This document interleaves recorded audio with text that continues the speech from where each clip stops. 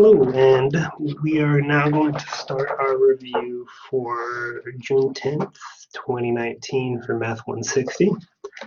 So we're going to start things off today with the power rule for derivatives. And the power rule for derivatives states that our derivative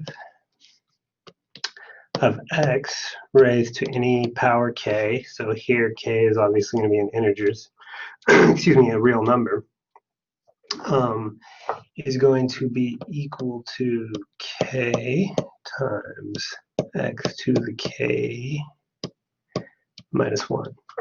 So fairly straightforward rule, and let's put it into practice and see how it works with some actual numbers in here. So let's have the derivative of x to the 5th. Okay, so in this case, our number k here is going to be the number 5. So we're going to have 5 times x to the 5 minus 1. Okay, and that's going to leave us with 5x to the 4th. And that is our derivative for x to the 5th. Okay, so let's extend this to a couple cases here that are a little bit less intuitive. So let's try ddx of x. Now you might know that this is already 1, but let's see why it is, because here we have ddx of x to the first power, okay? And so then that's going to be equal to 1 times x to the 1 minus 1. That's equal to x to the 0, of course. And that's going to be equal to 1. And so that's why the derivative of x is equal to 1. So it, of course, follows the power rule as well. So let's get a few more examples. It's a little bit more complex and see how it works with that. So say we have something that looks like 10 to the, 1 over x to, so we have 1 over x squared. So let's just start this one over. So we have the derivative of 1 over x squared. Okay, so let's note that this is equal to the derivative of x to the negative 2 power. So now that we have it written in this form, it follows the rules the same way everything else does. So that's going to leave us with negative 2 times x to the negative 2 minus 1, and that's going to give negative 2 over x cubed. Or that's negative 2. I guess I skipped a step there, so let's maybe get rid of that. And then now we'll say over negative 2 times x to the negative 3, negative 2 over x cubed. And there you have it. So even when you have negative powers, you can also use it. The power rule applies as well. Let's do one more special case, and that's the case when we have a fractional power.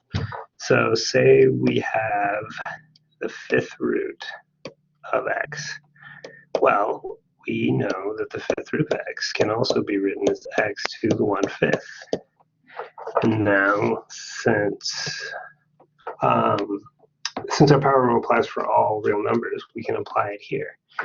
And so that's going to be 1 over 5, because that's our k, times x to the 1 over 5 minus 1. So 1 over 5 minus 1 is 1 over 5 minus 5 over 5, which comes out to be negative 4 over 5. So we're going to end up with 1 over 5 times x to the negative 4 over 5. And sometimes it's a little bit easier to see this written as x to the 4th power. And then you take the 5th root of that. And that's your answer. So you can use it for fractional powers, negative powers, anything that can be written as a power of x.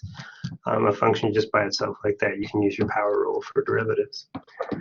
So moving on from the power rule, the next sort of step, the next step up in terms of level of complexity is going to be our product rule. So the product rule for derivatives says that if we have a function that can be written as f of x times g of x, that is one function multiplied by another, then its derivative is going to be equal to f of x times g prime of x. So the derivative of the second one, and then it's going to be plus. I'm going to take the second function g of x, and it's going to be times f of x, our derivative of our first function. And then that's supposed to be a plus. We'll leave it alone for now. Okay, so let's apply this to an actual function here instead of just calling them f of x and d of x. So d dx, and then our function this time, so we're going to have a polynomial x to the fourth power minus 2x cubed minus 7. Okay, that whole thing is going to be times another polynomial, 3x squared minus 5x. And you may notice that we can, in fact, solve this function by simply, we could FOIL these things out, multiply them together, expand them, and then we could just take the derivative one by one. We can do that, but since we're doing the product rule for derivatives, we're going to do it this way, and they all both lead to the same answer every time. So this function here, this is our f of x. Okay, and this function here, we'll call this our g of x. So our f of x, we're just going to bring this first function down, and we're just going to say it's x to the fourth minus 2x cubed minus 7. Okay, so now we're going to multiply this whole thing by the derivative of g of x. So this, our g of x here, our g prime of x now, is going to be 3x squared. So we're going to use our power rule. We're going to get 6, and then it's going to be minus 5. Okay, so that's the first term. So our product rule is always going to have these two terms in it. Now, our g of x, we're just going to bring this one down. It is 3x squared minus 5x. Now we're going to multiply this time by the derivative of f of x, and that is 4x cubed. It's from the x to the fourth, and then going to be minus 6x squared. And that does it. And my math lab should actually accept this answer, so you should be able to leave it in this form. I don't think that you should need to multiply these out and combine like terms, sort of, unless it asks explicitly that you simplify as much as possible. And our last major rule, aside from the chain rule, which I'm not going to cover today, I'll cover that in the next one, is going to be called the quotient rule. So this is when we have dx, and then in your book they use n of x for numerator. So we have a function in the numerator, and it's going to be divided by another function of x. When we have this case, is going to be equal to d of x times the derivative of n of x minus n of x times the derivative of d of x. Okay, now that's all going to be over d of x, whole thing squared. So we're going to have the whole denominator squared in the bottom here.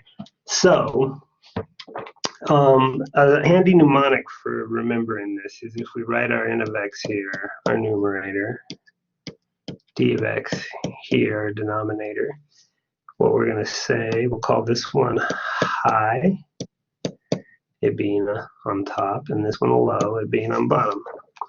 And then we'll say high d low. Oh, excuse me, that's not correct now, is it? Erase these.